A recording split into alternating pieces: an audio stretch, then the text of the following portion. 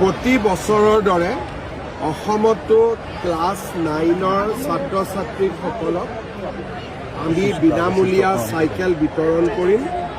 এইবাৰ প্ৰায় 3,17,000 ছাত্ৰ ছাত্ৰীয়ে চাইকেল লাভ কৰিব। ডিব্ৰুগড়ত আজি আমি আনুষ্ঠানিক কাৰ্যসূচী আৰম্ভ কৰিলোঁ। এতিয়াৰ পৰা প্ৰত্যেকখন স্কুলে গৈ আমাৰ বিষয়াসকলে ছাত্ৰ ছাত্ৰীসকলক চাইকেলখন বিতৰণ কৰিব।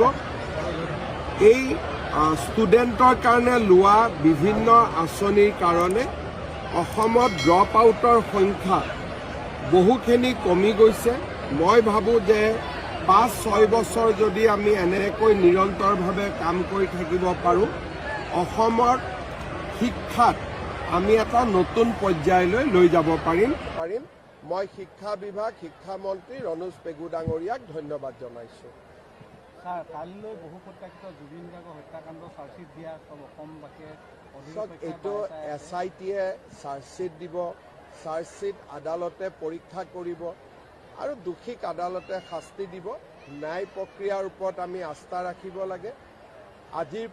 অহাকালিৰ পৰা পুলিচৰ কাম শেষ হ'ব, আদালতৰ কাম আৰম্ভ হ'ব আৰু মই ভাবোঁ যে আদালতে নিশ্চিতভাৱে ন্যায় প্ৰদান কৰিব। প্ৰক্ৰিয়া চলি আছে, খালি ভোটাৰ লিষ্ট পাব্লিকেশ্যন ফাইনেল নিৰ্বাচনী আয়োগে প্ৰক্ৰিয়াটো চলাই ৰাখিছে। আমি যিমান সোনকালে পাৰোঁ নিৰ্বাচনটো কৰাৰ বাবে চেষ্টা কৰিম।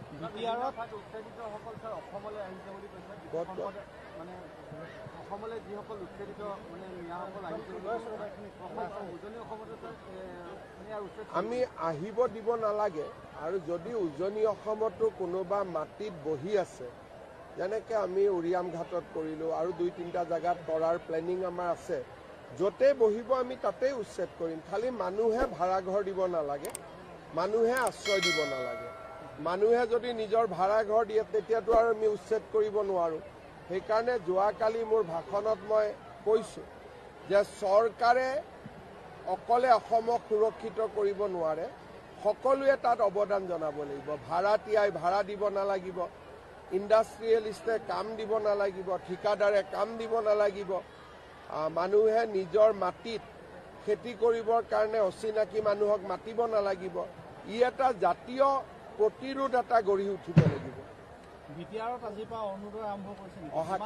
অহাকালিৰ পৰা 4 লাখ, মই যাম অহাকালি। 4 লাখ BTR বাসিন্দাই অৰুণোদয় লাভ কৰিব।